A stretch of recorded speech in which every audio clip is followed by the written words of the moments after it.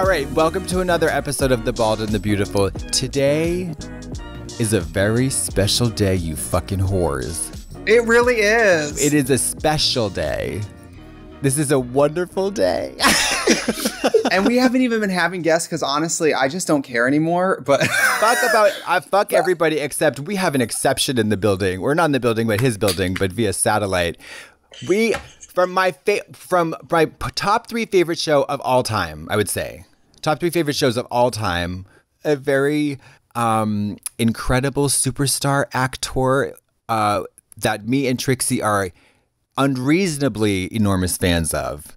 From What We Do in the Shadows, he plays Guillermo. It's Harvey Guillén. Welcome! Hi. I'm going to shit and piss. I'm so glad you're not in the same room as me. I'm going to shit and piss in these little panties right now. Thank you so much for being here. I wish I was there. Thank you for having me. I wish I was there. I would enjoy all of that, pissiness. I just want to warn you, Harvey, like we're going to come on strong because nobody thinks that you are a superior star of television more than we do. Yeah. We are obsessed with What We Do in the Shadows, and you are our favorite part of that show. You make the show. Well, that's really sweet. And I'm a fan of both of you. It's so funny because I keep getting friends who send me the clips of you guys talking about the show, and I was like, bitch, I already saw it. I watched their show. Yeah. And it's hard to say that you are the favorite when it's an ensemble show where there's truly not a weak link period ever. No, there's there's never a joke that doesn't land. There's never a costume that's not amazing. But I can't believe in a show about vampires, you are you're like the Jim Halpert of it. It's so good. Yeah. I'm the only human. I'm the only human in the show. Yeah. I mean, I'm a huge vampire fan, since I was 10 or even earlier. And I would assume that the non-vampire main character would be the least interesting. And you fucking steal the show every goddamn episode. And it's just so good. It's so good. It's it's so funny because Guillermo was in that. He didn't talk a lot in the first season. If you look back at the first season, I think I talked to you about this, Trixie. It was just it was not scripted that he talked a lot. He was there as a familiar, and he was more just almost like wallpaper, really. He was there as the sidekick to Nandor and would talk once in a while because he was afraid to speak out.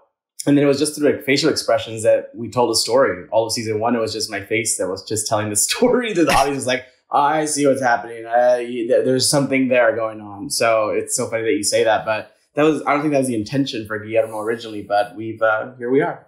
When did you start taping the show? What year? It was 2018. We shot the pilot. We shot the pilot in LA, and then we got picked up and we moved to Toronto, where I'm currently now shooting. We're halfway through season 4. Yesterday was... Thank fucking God. They announced that you guys were, I think, picked up for 2 seasons, right away last year. So as I was starting watching 3, I think it was announced that you were already doing more than one more season. And I just felt such comfort because on a show this weird, I always have freaks and geeks syndrome where what if something really fierce only has 1 season? Do you know what I mean? I'm always afraid of that because sometimes it's the amazing shows that fly under the radar. And I just have to say, normally when we have guests on the pod, I have to Wikipedia them and try to get myself psyched up to figure out what I'm in. But I didn't have to do any fucking research today. So I do not have to pretend to be enthusiastic about your work. Obviously having a queer person of color be a star is great. But bitch, did you guys know, when you're shooting that pilot, could you feel it? Oh, this is some shit. Yeah, I think I remember shooting the pilot and first of all, I never had a chemistry with Kayvon, which is unheard of. You usually have a chemistry with your counterpart. They had cast everyone on the show already. I was the last person to get cast. They had already booked. Matt was the first one. And then it was, I think, Kayvon and Natasha and Mark. And then I was the last one. And they were starting production in a week and they haven't found a Guillermo. Guillermo was written 20 years older than I am. So I wasn't even right for the role. And so when I went into the audition, it was a courtesy audition because I went to a wine and cheese night and I met this girl at a wine and cheese night who said, "You're so fucking funny. You should audition for my fiance's new show." And I was like, okay, I'm not falling for that. But sure, why not? And then I looked into it and it was What We Do in the Shadows. And they gave me a courtesy audition. And I went in there and I parted my hair in the middle and I got these Harry Potter glasses. popped them out. I wore this gross like sweater vest. I was like, if this doesn't make me stand out, I know I'm not right for the role age-wise, but this will make me like pop and she'll remember me, Allison Jones, who I wanted to impress, the casting director. Cut to an hour later after the audition, they're like, yeah, it's unanimous. You're going to test with Kayvon. And I was like, that's insane. And I was like, so looking forward to it. I never got the call to test. It was Martin Luther King weekend. And I got a call from a 16-digit number. And I was like, my sister, she'll pick up the fucking phone. And I was like, oh my God. And I picked up, I was like, hey, is this Harvey? And I was like, yeah. Hey, it's Jermaine and Taika. Oh, hi. Yes, I'm testing for you. He's like, no, you're not testing. We'll see you on set. That's like some magic story shit that never happens. Yeah, that's so Hollywood. If I ever heard a story, if you told me that story, I wouldn't believe it. And it was happening to me at that time, and I was like, "This is insane." I looked at my sister. You're like, am I being scammed? Are they going to ask me to send $5,000? Yeah, seriously. And the name of 20, and then like 20 friends' names. Yeah. Which I probably would have done. I probably would, honestly, like full confession, I would have done it. But then I just remember I never had the chemistry with Kayvon. It was Sunday. I got the call. Martin Luther King was Monday. Tuesday I had a fitting, and Wednesday I was on set. We were starting to shoot the pilot, and I never had a chemistry with Kayvon. I met him, and I was like, please make this work. Please make. And I just met him, and he just talked, and I was like, oh my God. It was like, he's such a wonderful comedian, actor, such a giving actor that I was like, this could have gone easily, the other way. So after we shot the pilot, I felt something good. I felt like if this doesn't get picked up, what a shame. But if it doesn't get picked up, I'm really proud of the work and I want that reel because this is a really funny show. It's like, so I just felt this like crackle, to the show that I was like, man, this is good. If this gets legs, like we have a good show here. And lucky for us, we got picked up. I mean, how many scripts do you read that you're like, that you feel genuinely excited about? I mean, there's a lot of scripts that I think the question is how many scripts do I read that I'm not excited about? Well, yeah, I mean, I would assume that's the majority, right? That's the majority. Yeah. Like you read stuff, especially like, being an actor who's normally just playing character roles, you see it the same note. It's like the guy next door, the nerd, the hacker. You just get the same roles over and over. And so this for Guillermo was so different that I was like, this is unique. This is different. And Guillermo didn't have a last name. And I remember being on set the first couple of weeks and I asked Jermaine, one of the creators, I was like, can I give him a last name? And he says, oh yeah, what you thinking? And I was like, I don't know, something like De La Cruz. And he goes, what does that mean? And I was like, oh, it means of the cross. Is that okay? Or is that like, and he's like, no, that's perfect. Because he knew the storyline before I did. I didn't know about the story. Vampire Slayer the lineage. Vampire Slayer. Okay. I didn't know that. Like even before that storyline, like somebody who desperately wants to be a vampire with their last name is Of the Cross is funny. I know, it is really funny. It is really funny. And oh my God, your show has one of the most like iconic opening sequences that I'm telling you, I watch it every time. I never skip it. We talked about that yesterday. I can't believe I don't skip the intro ever. It's so good. Did you see the little differences in this last season where, spoiler alert if you haven't seen it, but when something happens to Colin, like in the opening, his pictures disappear and they're missing in the opening sequence. I didn't even notice that. I never clocked that. By the way, we watch it every time and never clock that. So I'm not saying it's not effective. I'm saying we're stupid. Yeah, also, I'm stupid. There was the episode where Kayvon, they sing the opening in Farsi. Yes. Yep. I remember that one. That's right. Yeah, because it was his what? It was his It was when he was going through a crisis and he joins the cult. Bitch. Katya and I were ready for that storyline to go on for all season. The whole, like several more episodes. It's like a highest rated episode. It's so fucking weird. Crazy. Yeah. It's so weird. You're like, where is this going? And then spoiler alert, they all die. I love that she just leaves them out to the light. Nandor's new wig is so fucking funny in that episode. It's so feathered and it's so 1980s. Yeah. I love it. And Cree Summer, who guest stars in that episode, who, if you know, she's the voice of everything you've ever loved as your childhood. Like she was Penny in Inspector Gadget. No way. Cree is also in Rugrats. Remember, she's the best friend to Angelica. Oh my God. Susie. Incredible. Oh, yeah. That's her voice. Yeah. And so she's in everything and she's amazing. And also it leaves a window for her to come back because remember, all her followers died. Except for her. She's back to the drawing board. I mean, and you know what I like about it too? It's like you guys season 1 were weird, right? But then it's like as you got your audience support and maybe whoever pays the bills believes in you more, you guys have gotten more and more foolish. Yeah. And more absurd and more flashy with the effects and the money. And it's just so good. It's like someone's just pouring gas in the tank so you guys get to be bigger and bigger freaks. And also, it's so crazy. It's like we look at it, you know, just where, like, I always look back at that episode with the Baron where he eats pizza pie. We're like a cartoon. Like, he eats pizza pie and he vomits profusely, like deflates like a balloon in air. Like, it's just crazy. That's crazy. And your action sequences are fucking fierce. The last, where you and Nander go at it, it was like, they're so good. It's so like, good. I had, again, no idea that was happening. Like, if you would have told me in the first week of filming that Guillermo at one point would be a Van Helsing and be kicking ass and like trying to like attack Nandor because it's emotion. He's driven by emotion. Yeah, you know, he's frustrated. What is that kind of love that he has with him? We don't know. Is it romantic? It's yet to be shown, but there's definitely, you know, sometimes you love someone so much and it could be a friendship, but you're just trying to shake the nonsense out of them. So like doing those sequences are like amazing. Like my favorite is that like we ad-lib like plancha. That was all me. That like, was when I get so funny. And I go, plancha! And then jump up. And then we tell you, everyone went crazy on the internet. And they're like, oh my God, my childhood. Because, you know, if you grew up watching other, you know, WWE, like wrestling, or if you watch, you know, Lucha Libre. Yeah, sure. If you're Latinx, you know, you watch that when you're little. And those are the moves that you recreated as a child. So bringing that back into Guillermo's fight scene was like the chef's kiss for me. Oh I know. Like, I feel like you accidentally are living like every gay boy's dream. Who would have known that you literally would go be like Sarah Michelle Gellar? Yeah, like you're just Buffy now. Totally. And I love that that you're like, but living with vampires and like protecting them from their own like just vulnerable stupidity. I mean, they're so clueless and they don't know what's going on. And then you're so competent and so on top of it and so overworked. I'd like your character is just so great. It's so I don't think you caught that because it's like they live in their own world. The vampires live in their own world. All they think about is lust and feeding. And that's pretty much it. Because after you've been alive for hundreds and hundreds of years and you've seen it all, you've done it all, you start like, you know, zoning out. You're like, whatever. They're like ancient babies. They're like ancient babies.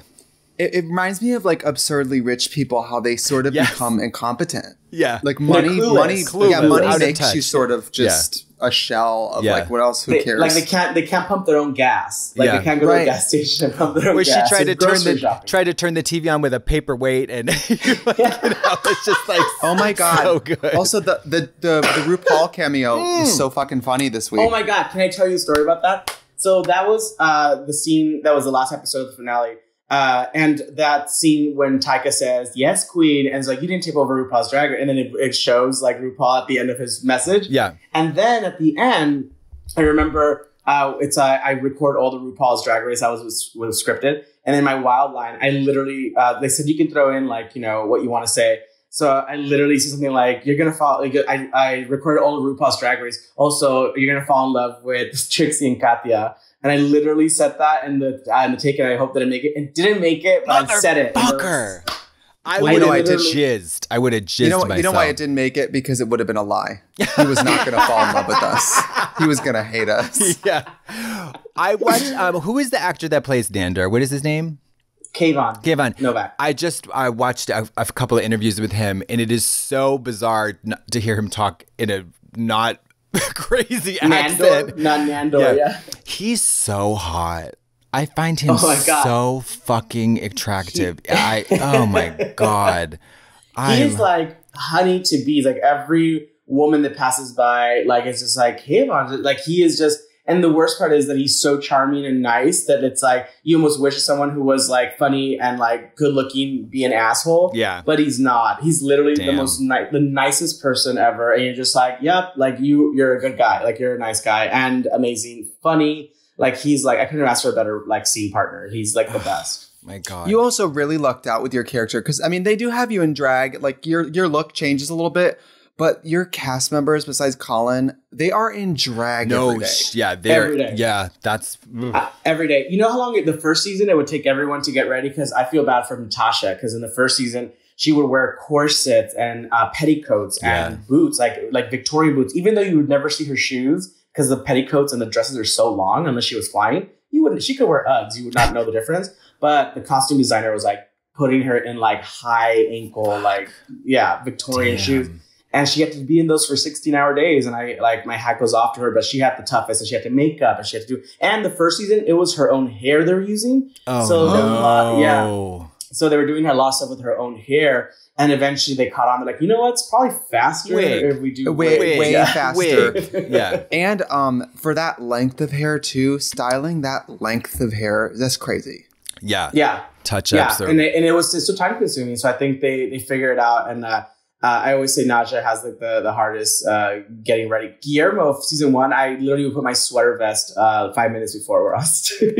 Like that's dream. what I mean. You got Dream. so lucky. Dream come true. And now with last season of the Van Helsing with the vest and it's fitted, and our costume designer who's amazing. Like we work really close together on trying to figure out what these things are for the character. So we wanted to have him more fitted, a little more comfortable in his own skin. He's showing a little more figure because usually he's frumpy, oversized sweaters. He doesn't show off anything, like no arms, never see his waist. And now it's like the cut is like, vest is cut to the waist. The pants are like tucked into the boot. So you're seeing a little more of his figure because, Guillermo's got curves. So you got to show it off.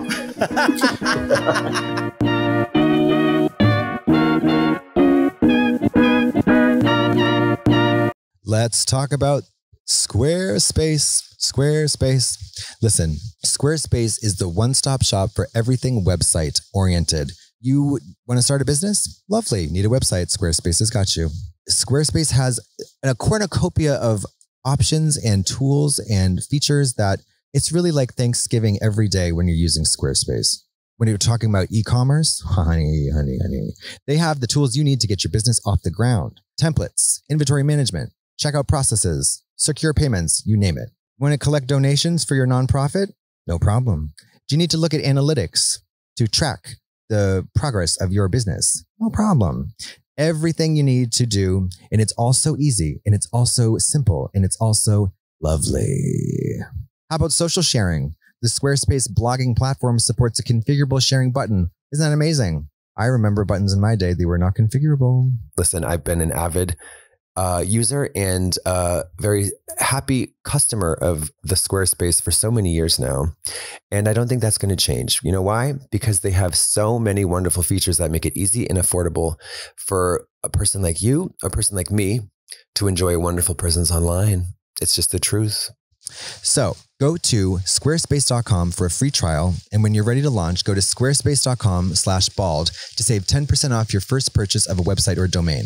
Head to squarespace.com for a free trial. And when you're ready to launch, go to squarespace.com/bald to save 10% off your first purchase of a website or domain. Squarespace.com/bald. Now a word from our sponsor, BetterHelp. There are so many ways that you can take care of your mind. Think of this. You have one brain and that's all you got. So imagine if you had one car for your whole life. What are you going to do? Are you going to poop on that car? Are you going to ride it till the wheels fall off? No, you're going to take care of it. So why don't you do that to your brain? The way that we care for our minds affects how we experience life deeply. So it's important to invest time and care into keeping your brain healthy. BetterHelp Online Therapy is a wonderful way to keep that ball rolling. BetterHelp is an online therapy service that offers video, phone, and even live chat-only therapy sessions. So you don't have to see anyone on camera if you don't want to. It's much more affordable than in-person therapy, and you can be matched with a therapist in under 48 hours. I find that therapy is an indispensable tool to living lovely and large in this world. And, it can be very scary and also very inconvenient. Especially people with social anxiety, girl, meeting therapists, and it's a really wonderful option to not have to go into any weird waiting rooms.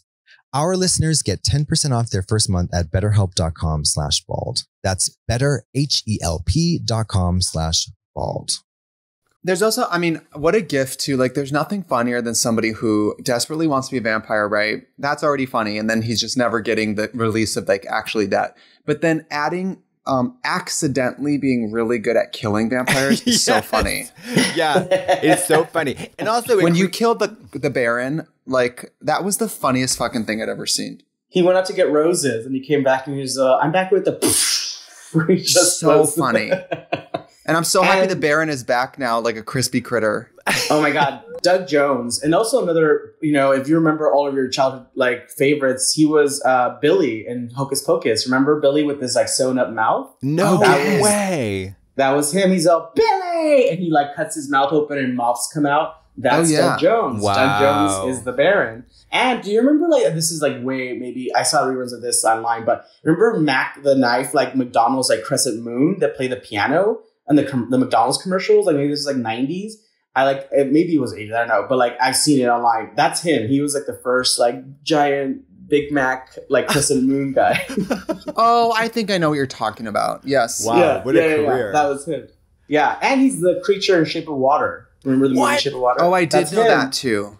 Damn, what a fucking career. Shit. And I mean, I know we're on, is it end of season 3 now? Yeah. Right. Yeah, I know that we're just going back to, but when you think of the quality of the prosthetics in the pilot, how is that a pilot of a comedy show? Yeah. I mean, and then like when the Baron comes out of that coffin, I was like, this is fucking crazy. This is like Blade or some shit. Yeah. Mm-hmm. When he just, his hands, just like the opening and just like the, exaggeration. He was in makeup. He's such a trooper. He's used to it now because he does so many like characters that are creatures and prosthetic, but he was in makeup for like 3.5 hours, I think. Oh, that's not bad. That doesn't seem bad. That's not bad. I mean, we do makeup sometimes for 2.5, like with costumes and everything. Yeah. You know? So it's you're right. Everyone's in drag. Yeah, but you know what though? I feel worse for people like him because I think laying there would be worse than doing it yourself. Actually, you have something to do, so time moves forward. Mm-hmm. Yeah, but I think laying there would be so fucking hard, or like just sitting there while people. Not if it's like 4 a.m. though. Oh, really? You just go to sleep? Like Silky the other day, we had an early call time for Drag Race. She had to get up at 3:30 to have her makeup done. She was dead asleep for 2 hours. Yeah. You just While the makeup artist just did it. Yeah. She had a makeup artist? Yeah. Well, there you go. Yeah, I mean, you know. Are we the only people who don't have makeup artists at this point? I don't want one. Nobody I don't either. You know. I don't either. Yeah, anyways. So but you're right. It is time consuming. Like, you know, either you're doing something.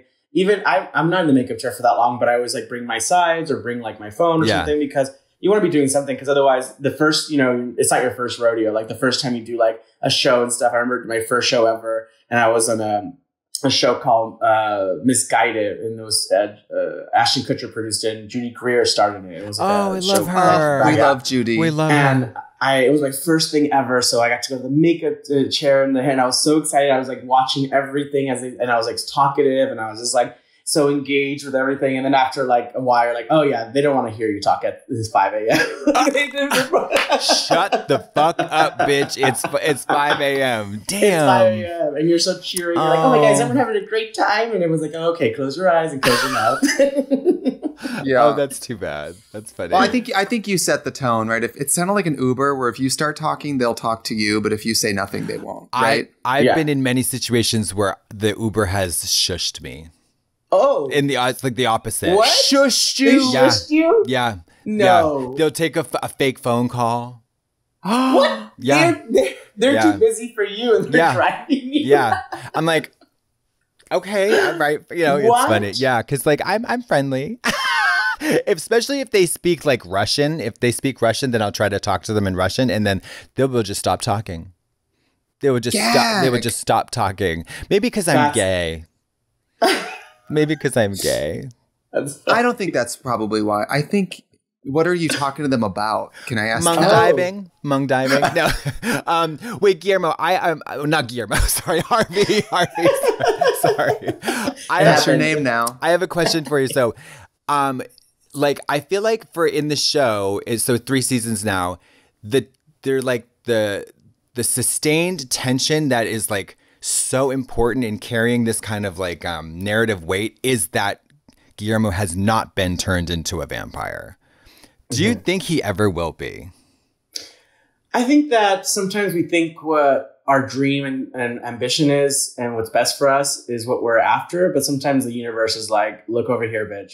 Like, look over here. And I think that his goal is to be, well, I should say what I want for Guillermo is for him to be happy. Yeah. I think he's fine. I think he's going through a little bit of crisis in like the end of 3 when he like confronts Nandor, and like we also don't know what that relationship is. Where like, is he sticking around because he wants to be a vampire, or is he sticking around because they need him and he wants to be needed? And does he stick around? Sometimes it's good to be wanted. Yeah, you know. And I feel like I want him to get what he wants. And it might take a second, but overall, I want him to be happy. Will it become a vampire? I think that would be cool. I think it'd be cool. I think it would be cool too. I think my interpretation is that Guillermo is in love with Nandor. It's a codependent, unrequited relationship, a little toxic relationship, but it's so sweet and lovely. But I think like the fuel that drives it is that like the yearning and not getting satisfied, and you know, all that stuff. Like, absolutely. I think it's we're all driven by something that we want, right? Like we're all. That's why I think people relate to Guillermo so much, is we're all Guillermos. Yeah, we've all been in a situation where we've been in a toxic relationship. We've been at a job that overlooks us for a promotion. We've been, you know, defeated about something that we thought we were going to do and it didn't work out. We've all been Guillermo. So the reason that we follow the human familiar story, for lack of a better word, is because, bitch, we're all him. You know, we're rooting for him because we root for each other. And that's what makes us human. We really do want each other to succeed and win. And sometimes we do get a little bit jealous because how come it's better for them? How come they're thriving? What am I doing wrong? And so I feel like Guillermo is in that world where he's doing everything by the book. But you know what? Sometimes you got to stop doing things by the book and do your own fucking way. That's true. I've never read a book in my life. That's something I think the show does really well, is it's sort of like musical theater where you guys are playing it like realistically under very unrealistic circumstances. Yeah. And so it's those moments like the chosen, like when Guillermo's trying to have this chosen family moment and nobody's listening to him. Like, yeah.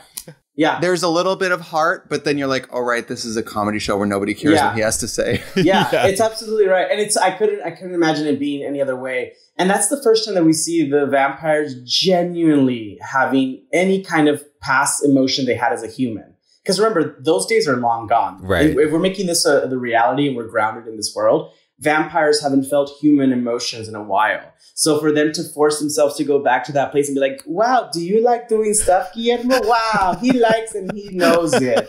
It's so hard for Natasha, Naja to say those lines because she's trying so hard to be human. She's like, wow, you like stuff and he knows it. It's like, we're all a big fan. Spill the tea, you stupid bitch. Yeah. You know, just like those don't come natural. And that is really endearing to watch these vampires who are usually assholes to have one moment of like, wow, you really are a boom plan. It's like, we got, chicken piccata had glass in it, so we got the dinner comped. It just ruins the moment. And I have to say, like, it's one of those shows where moment to moment, I can't decide who my favorite character is. Yes. And then once in a while, Colin Robinson will come in and I'm like, this bitch turns the party. Every single line is like a laugh out loud delivery. It's so fucking funny. I know, he's such a good foil for the energy of the other characters, and it's so I would normally hate him or just be like, ugh, him again. But you're right, like I agree with Trixie, like he is just such a great just an antidote to the insanity of the and the over the top energy of the other characters. Yeah, and it's good in doses, because if you were next to Colin for 24 hours nonstop, you would hate him, obviously. Sure. But since you get sprinkled and it's in doses and it's really well written and Mark does a great job with it. Like sometimes when Mark's offset, just because, that's a speaking voice. So when he'll just be talking to something, he'll like fuck with us. And I can't tell if he's literally just taking us for a ride. Like he'll talk about something and he will become Colin Robinson. Like he'll be talking about something. He's like, my wife and I, we went shopping for a wine glass. And I was like, I don't know if you're joking right now because you're literally draining the fuck out of me right now. He is sort of the master of that. No one tops Mark when it comes to that. Like that is his his bread and butter. Because he was I forget whose character's name was on The Office, but he served it up every time in The Office too. No one does what Mark does better. Like that's his bread and butter. Like that's his jam. Yeah. And bald, white, frumpy representation. Thank God. Hello. Finally. Finally. He is the bald and the beautiful. There's hope for us, boring baldies. Maybe I could get a job in 3 years. Yeah. Yeah. Mediocre white men. We need representation. We need it now. I can learn a couple of lines. By the way, and the revolving door of superstar guest stars you guys get. I mean, like Marissa Jarrett Whittaker, like Evan Rachel Wood. Kristen Shaw is Kristen Shaw. Yeah. Oh my God. I'm such a 30 Rock fan that I was fangirl, and I'm such a Broadway fan that I didn't have any scenes with Marissa. I went to set that day, even though I was off that day from work. Oh, it was really? my own day off. And I went to set because, I think I made a tradition, like if there's a guest star on any of the shows that I do, it's nice to go say hello. You know what I mean? Yeah. Like, it's like, hello, welcome to the show. Like, it's like, nothing feels worse than guest star in a show and no one saying anything. You know what I mean? Like, you get to guest on a show and you see the leads walk by and they're too busy with their Frappuccino or something. And they don't say anything. You're like, hi, nice to, okay. And they flick their cigarette at your face. Ow! It's just like, you know. in the eye. In the eye. There's an ashtray right there. But like the fact that I made it a long time ago, like, oh, that's not how I, like to work. So I make it a point to like say hello, make them feel welcome, like make them feel included. We have guest stars this year that we can't announce yet. Oh, can you give me a hint or no? Is it Tina Knowles, Beyonce's mother? It is, isn't it? It's Solange.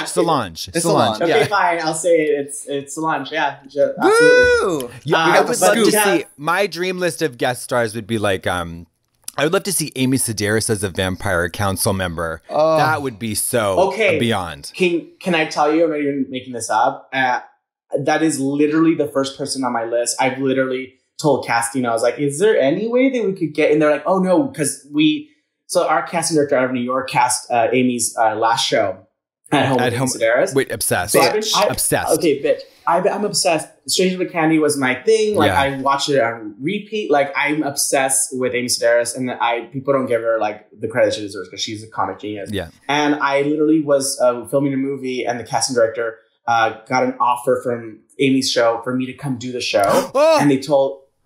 Okay, wait though. And they told them, oh, he's filming a movie because I also cast him in this movie. So they said no to the project without ever telling me.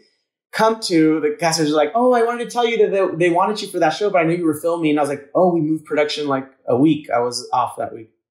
And I was devastated. That is so disappointing. I was devastated because I was like, that was my chance to meet Amy. So everyone who knows me knows I'm obsessed. That show is on the level of your show. Like, it's that funny. I mean, oh my God, anything like a nosy neighbor, like anything.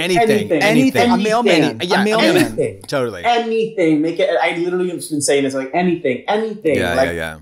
She just drops off a box. I don't care. Like, it's like anything. Just anything. And I think at one point they looked in, her schedule was her show. Obviously, she was working on it. So it's just the timing. Sometimes you want people really badly, and people want to come on our show as well. Like they put in their 2 cents and they've like sent like, hey, let me know. But there's no, like the writers have already written the season. Right. And there's nothing that like, it wouldn't be fair to the storyline if we just included everybody who wants to come play because... If you included everybody who loves your show, it would just be a talk show. It'd be 3 hours long an episode. 3 hours an episode. Yeah. We're only a 21-minute show. Yeah. So. God, is that? I know, and it's so short. It's so short. I wish it was short. literally It should be the Drag Race queen size episodes. 90 minutes every time. At least 40. Give me 40 fucking minutes. Like that. You know what's so funny that like in the UK and BBC they show the episode and they don't show commercials because it's they just don't show commercials on TV there. So our show is so quick they put 2 episodes usually back to back to make it 45 minutes. There you go. Yeah. Only because we don't have commercials there, but since we live in America, they do need the commercials. So then, like 1 is enough. But we always start with 2 episodes. So the season premiere usually starts with 2 episodes. Thank so that's God. Your big bang. Yeah. Thank God. Today's episode of The Bald and the Beautiful is brought to you by Thrive Cosmetics. That's cosmetics because it's cosmetics with a cause. High-performance beauty and skincare products made with clean, skin-loving ingredients. No parabens, no sulfates, no phthalates. Certified 100% vegan and cruelty-free. Cause is in the name for a reason because every purchase supports organizations that help women thrive. What I love about Thrive Cosmetics is I know from making makeup that there's always a cheap way to do something and there's always an expensive way to do something. There's always a way to make something look good or make something more nourishing to the skin or safer or better for the environment. And I'm always into a brand that is always taking the most responsible route. I love Thrive Cosmetics because I have very sensitive skin and anything and everything can break me out. We're talking anything and everything. You got to check out the Liquid Lash Extensions Mascara. It's the best-selling product, has over 20,000 5-star reviews. And you know how people are about mascara. I think mascara is the one thing that people are the most specific and finicky and opinionated about because everybody has different lashes, and mascara is one of those products that people pretty much wear every day. So there's always going to be more people with more opinions about mascara.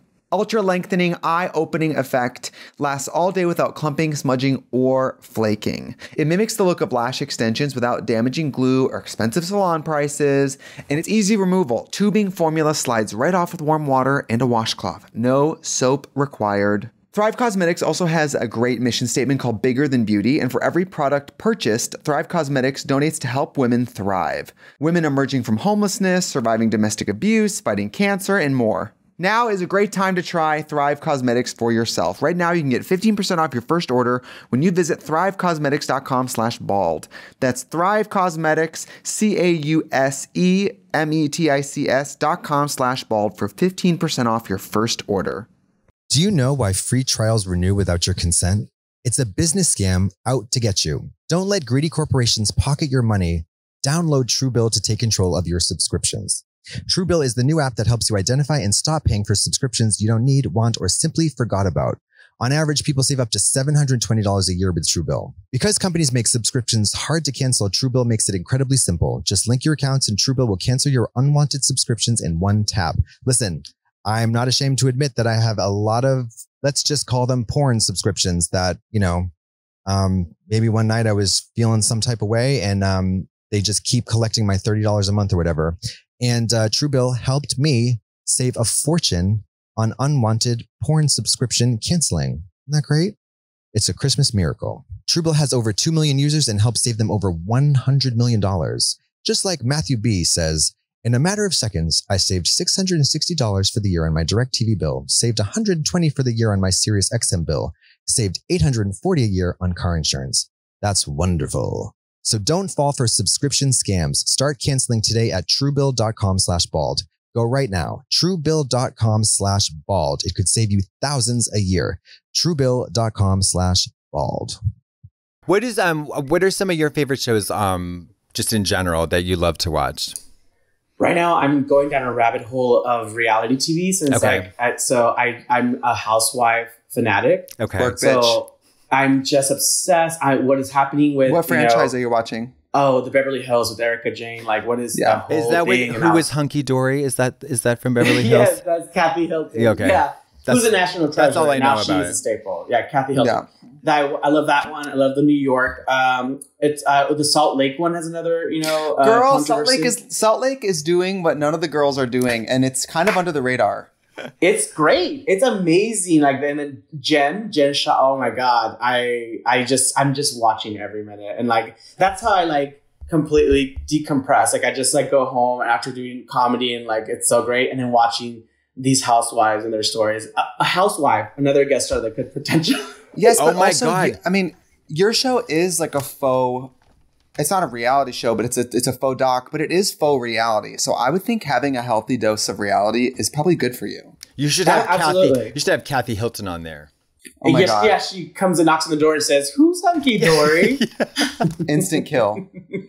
Was there a moment where like Scott Bakula was like because they thought he was related to Dracula? Was that what yeah. And they call him and he's in Sherman Oaks in his home. Fucking stupid. So stupid. So stupid. Girl, the Zoom meeting, the FaceTime, the Blade. Yeah. Wesley Blade. Snipes on a laptop. Fucking legendary. So fucking good. Also, whoever thought of like, okay, in this universe, if you've ever played a vampire in a movie, you are a vampire in real life. Yeah. That is so funny. Good. We follow the rules. Like we follow the rules of like, anything from, Interview with the Vampire, even the Kickball Scene, which was, it's so funny because I was with Catherine Hardwick last night. We went to see a movie here in Toronto. She's filming here. And she directed Twilight, the first one. And so she was like, she was watching the show and then literally texted me, was like, "What did you guys do?" I was like, "Yep, you directed it and then we took it and now we did it on our show."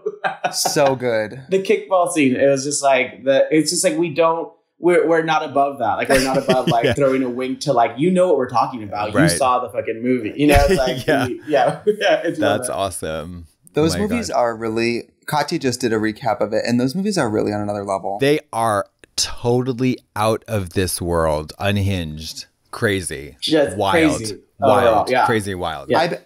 Ever since COVID started, I've been like you, Harvey. I've been having I don't have a strong reality TV foundation. Like, I haven't seen the classics. So during COVID, we watched like, The Simple Life, and I watched Top Model for the first time and all that. And now I'm watching Wife Swap from the beginning. Oh. And none of the girls are doing what Wife Swap is doing. No. Taking a military family and swapping it with like a bunch of like peace loving hippies and just letting them scream at each other. I mean, it's crazy. Oh, my favorite is that one lady who's like, the devil. Like, the God Warrior. Her name is Marguerite. Yeah. Oh, the one who's like tarot cards. Gargoyles. Yeah. Gargoyles, psychics. Yeah. Be gone. It's pretty crazy. Actually, that might have been Trading Spouses. Oh, was it? Might have been. Because Trading Spouses, I believe, is the one where they get to give the other family $10,000. I really don't know. If they see it through, right? If they have to see it through, like they have to say like 3 days, you have to live with them for 3 days, something like that. But that might be right. It's also the same time frame, right? It's around the 90s, like Wife Swap and Trading Spouses. Oh, it was Trading Spouses, and she's I think she might even be gay now. No, come on. Well, here's an article. 14 years after her infamous appearance on Trading Spouses, we talked to Marguerite Perrin about her lasting internet fame and embracing the LGBT. Oh, so she likes gays now. Oh, she's down with the girls. That's good. She's a gay warrior. Okay. She's a gay warrior. I also love, like, speaking of gay, I just love that Laszlo is like just so bisexual, pansexual, whatever, and just talks about sucking dick and cock all the time. Well, all the vampires are queer. Really? Yeah. All the vampires are queer, because if you remember, there was an episode where Laszlo and Nandor don't get off, and they're like waiting by the room. They're like, so do you want to? Well, we should. And they go in and finish each other off in the room. That's right. And I love what we do about the show is that being queer is not the demise of anyone. Being queer is part of their life, and it's just intertwined into the story. Yeah. And it's never the topic of conversation. It's never like, oh, I think they're queer, because that's what most, because it's also like not even interesting. Like it's not interesting enough. But it's because for so long it's like been a taboo and mainstream television or American culture where it's just like, and the character is gay. You know what I mean? It's almost like the gay character is always going to have the demise of like their life. Oh, and they came out and they lose their job because they came out, and and it's like it all falls apart. Right. And in this world, being queer is you're thriving and you happen to be quear and you're thriving. Totally. Yeah, that's it. Because that's reality. That's life. People have everyday lives and they happen to be queer. Right? I also like that it's handled. It's sort of like, these vampires have been alive for so long. It's sort of like a later stage of evolution that they are a little queer and don't even care. Yeah. Do you know what I mean? Well, you know, exactly right. Like the idea that if you lived for hundreds of years and you had nothing to lose, what do you have to fear? The reason that people are so scared is because society makes them scared to come out and be queer. But if everyone had nothing to lose and you were going to live your life and you're a vampire and you can defend yourself, you have no fear. You're like, I love this. I love that. I love everything. What are you going to say about it? Because there's no fear. We live in a world where like the fear holds us back. But if we lived in a world where everyone just fucking be queer, if you want to be queer and let people be queer. God, you know what else I'm glad made a comeback this season? Creepy paper. Oh yeah, that wasn't on the script. I love the creepy paper. I love the. It was such a good throwback. Because that for some reason that has like stuck in my brain. I love the creepy paper. It wasn't in the script originally, and I threw it in. I didn't think they were going to use it, and I just remember it was like we have to bring it back, and like we were thinking about we're shooting season 4 now. We're halfway through. And there's some things that Kim and I were talking about. Oh, yeah, that's right. From season 1, remember? And so there's always those moments of like, we should do a little bit of like, people like that. People who are really paying attention will notice those little like things. Yes. So can I ask how much do you guys break and who breaks the most? I would say most of my scenes recently or in the first 3 seasons were with Kayvon. And so I would say Kayvon breaks the most because he's so fucking funny. But he always makes fun of me because I'm such like Guillermo's grounded and he's not, over the top kid. Like the vampires are so bigger than life, I could never make Guillermo that level because they're like, whatever, you know, blah, blah. Like they're yelling at the top of their lungs. Natasha's character is yelling all the time at Laszlo. Laszlo's just talking with his inflection. And Guillermo has to be subtle. It has to be grounded. So he's no longer than a softer whisper, you know, because he's afraid to step out of line for the first 2 seasons because they'll demote him. And so I'm always really grounded. It's so hard to stay grounded in Guillermo character all the time. And then here's Kayvon making a joke and he laughs at his own joke. And I'm like, stop. And then he's just like, okay, I won't do it. Yeah. And then, and he like breaks character and just like laughs at his own joke. And I'm like, we just had a take the other night where it was a martini shot for the night. And like, Kayvon got the giggles and just couldn't stop laughing. And I was like, stop. Cause then I start doing it too. And then once I get going, it's just tears down my eyes and like, I can't stop. So it's hard just to keep grounded as Guillermo. And then on top of that, trying not to laugh at how hilarious Kayvon is. Like, it's like this containment of a bomb that's about to go off. And it's so hard. And eventually it just has to explode. I wonder what that's like. I've always wondered what it's like to laugh with a co-star. Oh, shut up. You know what? I do think about that. We are lucky because our job is to make each other laugh. Yeah. We have to laugh. Yeah. Like especially since we have no audience, like we're supposed to try to make each other laugh. Yeah. I think it would be really fucking hard because I think once it starts, it gets worse. Like when I've had to do stage productions with Peaches and stuff, once something is funny, it's like, what do you do? It's funny. You can't. You're feeling what the audience is feeling, so they're going to laugh at this. Yeah. And that's what we also know when something's going to be good. Yeah. When the actors can't keep it together. Yeah. My favorite memory is being in season 1 and our boom guy, who's, you know, these guys have been around, like they've seen it every show. They're never like, half of the time they probably don't even know what the storyline is because they're like, another show, that's a gig, you know, like they're doing it. And he's holding the boom, and our crew is so lovely and they love our show so much. They go above and beyond and they're like paying attention to everything. So even the boom guy was like watching and he got the giggles and he started shaking. Oh, see, I love that. That's my favorite thing. And eventually it kind of fell and it got into the shot. And I was like, that's it. That's the one. Yeah. If the boom guy who's heard it all, who's seen it all, is shaking and he's slapping inside so much and he can't even hold it together and he drops the boom, that we know it's a good joke. Yeah. We know it's a good scene. You look down, the boom is on the floor, and then you see a boner in his pants. That's how you know. That's how you know. You really got him. You really got him, gal. Well, in Drag Race, that's the only time I ever cared is if a camera person laughed. That's the only time I ever cared. Yep, totally. Like if you have nothing else to go off, right? Yeah, if you quiet. If you do these little talking head things, like where it's just you know, answering questions from an interviewer, like you know, the 3 or 4 other you know, sound and audio guys in the room, like I always try to make them laugh, and if I can hear them giggle, I know I'm on the right track. But otherwise, it can be pretty grim. Yeah.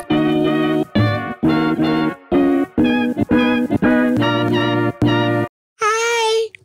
No one likes waiting on a paycheck, especially when you have bills due. Good thing there's Chime. Now you can get your paycheck up to 2 days early with direct deposit. I have a bank account that my grandma set up for me because I'm a little girl. That's up to 2 more days to save, pay bills, and just feel good about your money situation. My mom gave me some money to put in my piggy bank that I put in the real bank because I'm a little girl. Chime is more about getting paid early. It's an award-winning mobile app, checking account, debit card, and optional savings account. I like having the mobile app because sometimes I have to call my mom to pick me up from baseball practice because I'm a little girl. So what are you waiting for? Hopefully not your paycheck. Tee-hee. Get started with Chime today. Applying for a free account takes less than 2 minutes. Get started at chime.com/bald. That's chime.com/bald. Banking services and debit card provided by the Bancorp Bank or Stride Bank NA members FDIC. Early access to direct deposit funds depends on payer. The set this season 3, it's like the house is getting bigger. We're finding these new areas. And I'm like, the sets are so... There was a scene like a couple episodes ago where you walked in and Laszlo was playing the piano. I was like, look at this fucking room. I don't think we'd ever seen that room from that angle. That's the music room. The music room. Look at this room. Yeah. The music room has been added. We've added a new room to this season. So you'll be seeing a new room. And if you noticed last season, season 3, we had the Chamber of Curiosities, which is that giant like Harry Potter looking library with the lantern. So that took like that goes to our, you know, set designer who's amazing. And they designed that during a pandemic. Like they couldn't even go to like, Home Depot to get wood to build this. Oh my God. The fact that they built a brand new set during a pandemic safely, it took 6 months to build that set. Jesus 6 months to build that Christ. beautiful set. And it has opening doors, like the shelves open and they reveal the world where the jalopy was. Remember the jalopy episode with the car? So Yes. absurd. The fucking car inside. Yeah, the library has a VHS porn section that like is from top to bottom, like the detail. I walk into this set and I see some stuff that I'm like, I went to the fancy room is where from the pilot episode where we have the meetings in the fancy room. And I went to the desk and I looked at a bunch of pile of papers and there's like fake dust and everything. And then I pulled one of the papers out and I opened it. It was a Disneyland map from 1969 in their stuff. And I was like, what?